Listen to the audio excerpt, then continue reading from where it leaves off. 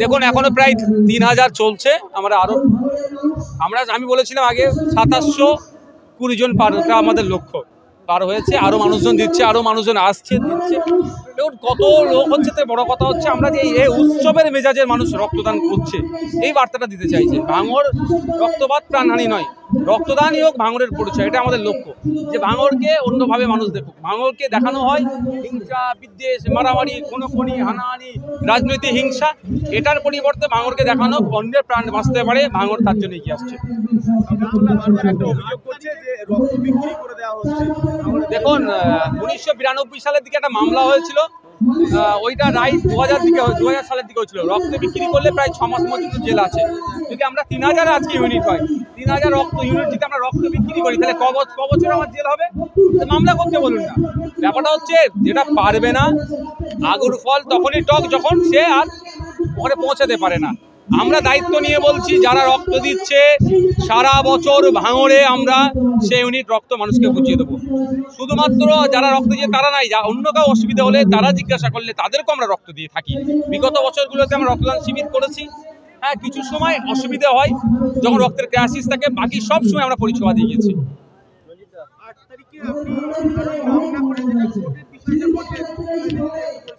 দেখুন আমার নামে অনৈতিক অবান্তর মন্তব্য করবে, আমি তো চুপ করে বসে থাকতে পারবো না। মন্তব্যের জবাব অবান্তর মন্তব্য দিয়ে আমি করি না। আমি পেনের খোঁচা দেবো, আইনি লড়াই করবো। যে আমার নামে অবান্তর মন্তব্য করেছে, দেখবেন 8 তারিখে তার বিরুদ্ধে মামলা হচ্ছে, তাকে কোর্টে টেনে নিয়ে যাবো। কোর্টের কাছ থেকে জিজ্ঞাসা করবো আমার সম্পর্কে যেটা বলেছে সেটা তাকে প্রমাণ করাতে হবে।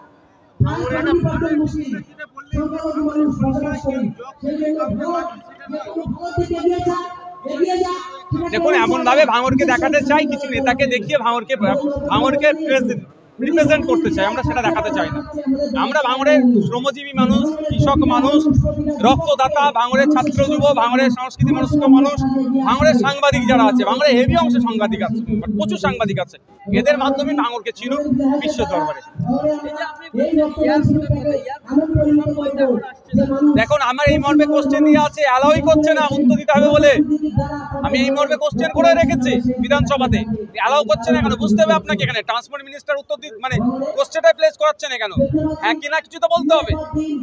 এটা তো অনেক দিনের লক্ষ্য, শহর থেকে শ্রমজীবী মানুষকে উচ্ছেদ করা। রাজরাট নিউ টাউনে উচ্ছেদ করেছে, এখন আছে ভাঙড়কে উচ্ছেদ করে সরিয়ে দেওয়ারই কাজ হবে ওদের। এনকে নিয়ে তাদের ওয়েবসাইটে নতুন ম্যাপ লিস্ট করেছে, তারা টার্গেট এরিয়া হিসেবে উন্নয়নের নিরিখে 100 বার আসুক না। আমি তো মন্ত্রীকে বলেছি, নগর উন্নয়ন মন্ত্রীকে বলেছি, কলকাতা কর্পোরেশন আন্ডারে ভাঙড়কে করে নিন না। শুধু কলকাতা পুলিশের লাঠি দেখালে হবে? কলকাতা কর্পোরেশনের পরিষেবাও দিন না। দেখুন একটা কথা বলি, মানুষের মতের বাইরে গিয়ে কোনো জিনিস হলে মানব না। সোনপুরের যে ব্রিজটা রয়েছে,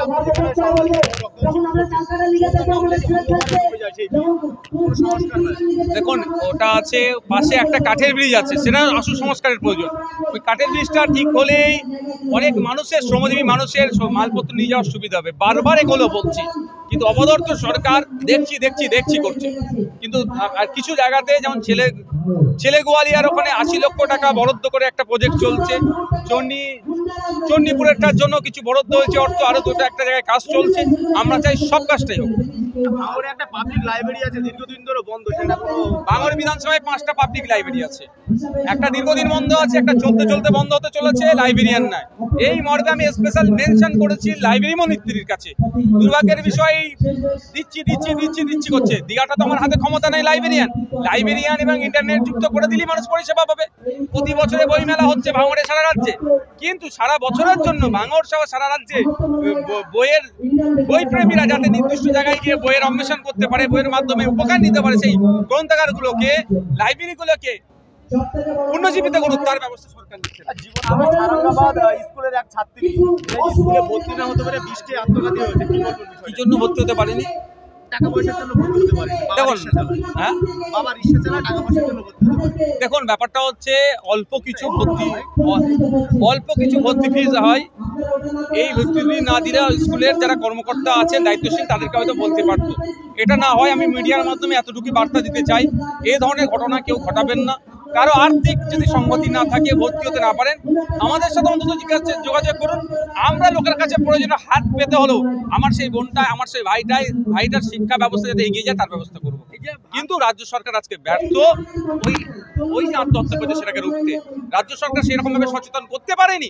সমাজের সমস্ত স্তরে শিক্ষার অধিকার আমাদের মৌলিক অধিকার, বিনামূল্যে শিক্ষা ব্যবস্থাকে দিতে হবে, কেন পারেনি? এটাও কিন্তু জবাব চাইছি রাজ্য সরকারের কাছে।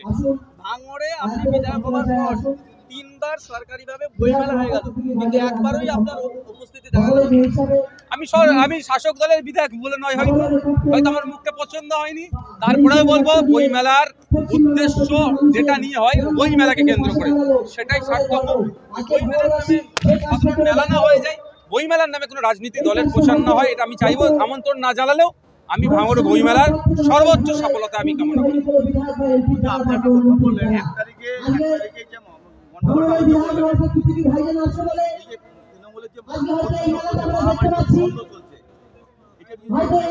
এটা তো গোষ্ঠীদ্বন্দ্ব চলছে, শুধুমাত্র সিন্ডিকেট রাজটাকে কন্ট্রোল করবে, তোলাবাজিটা কার হাতে থাকবে। আদর্শগতদের লড়াই নয় তো, এদের হচ্ছে এইখান থেকে যে টাকা পয়সা যারা হচ্ছে ওই ভগবানপুর, ব্যবতাবান, ব্যবতা বামনঘাটে, হাতিশালা এই অর্থ এলাকার যে ধরনের মুনাফা আছে সেটাকে লেয়ার কে কারা কন্ট্রোল করবে, এই লড়াই এদের চলছে। এই প্রথম ভাঙড়ে কোনো তৃণমূলের বিরুদ্ধে অভিযোগ করলো, কি বলবেন? এই ধরনের বিগত দিন ধরে হয়ে আসছে, এটা তো করবে এদের।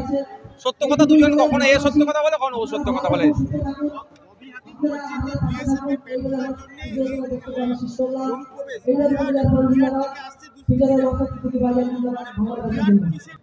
ব্যর্থতায় অনুপ্রবেশ, বিহার থেকে দুষ্কৃতীরা আসছে, বিহার পুলিশের ব্যর্থতা, বাংলা পুলিশের ব্যর্থতা,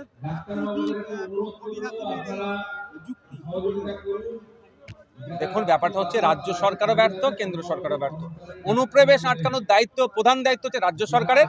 আর ভিন্ন রাজ্য থেকে যারা এসে আমাদের রাজ্যে এই অরাজকতা করছে, এই গুলি করছে, আমাদের রাজ্যের কাউন্সিলরকে খুন করে চলে যাচ্ছে, বিহার যোগ পাওয়া যাচ্ছে, এগুলোকে আটকানো যাচ্ছে রাজ্য সরকারের। দুটো সরকারই ব্যর্থ, শুধু দায়ী ঠেলাঠেলি করার চেষ্টা করছে। আর তুতু ম্যায় বন্ধ করতে হবে, আমাদের নিরাপত্তা সুনিশ্চিত করতে হবে, চাই সে দেশের বর্ডারে হোক আর রাজ্যের সীমানায় হোক। এটা দায়িত্ব রাজ্য সরকারকে নিতে হবে, কেন্দ্র সরকারকে নিতে হবে। রাজ্য সরকারের আয়োজিত যে সঙ্গীত মেলা, সেখানে আর্জিকরে যারা প্রোটেস্ট করেছিল তাদের নাম বাদ দেওয়া। দেখুন, এটা তো বারবার শাসক দলের দ্বারাই বিরোধী কণ্ঠরোধ করা হয়। আরে বিরোধী থাকাই যে গণতন্ত্রের জন্য, যে গণতন্ত্রের বিরোধীরা যত শক্তিশালী থাকবে সেই গণতন্ত্র ততটা সুরক্ষিত থাকবে। অন্যায় হয়েছে আর্জিকরে, সেটা প্রতিবাদ করে, তার জন্য তাকে যেভাবে ওখান থেকে তার নাম কাটা হচ্ছে, এটা রাজ্য সরকারের প্রোগ্রাম হচ্ছে না, তৃণমূলের প্রোগ্রামের মতো হয়ে যাচ্ছে। এটা চরম অন্যায় করেছে, এর বিরোধিতা আমি করছি। শওকত মোল্লা একটা প্রসঙ্গ বলছে যে ভাঙড়ে 23-এও তারা জিতেছে, 24-এও জিতেছে, 26-এও জিতবে, ভাঙড়ে হাওয়াই চড়ি নবান্নে যাবে। দেখা যাবে, মানুষ যদি চাই জিতবে। আর 23-এ আর 24-এ কি হয়েছে আমরা সকলেই জানি। আমাদের যারা নেতৃত্ব আছে তাদেরকে পুলিশকে দিয়ে, গুন্ডামস্তানকে ডিটেন করে আমাদের জাগলগাছির মহিলাদের উপর আক্রমণ করলো। আর 23-এর কথায়, 23-এ আমাদের কর্মী খুন করেছে, অন্যায় করেছে, সেই জন্য তো একটা নেতা জেল কাটলো, আর একটা নেতা বাকি আছে, সে কিভাবে জেলে যায় তারও ব্যবস্থা আমরা করছি।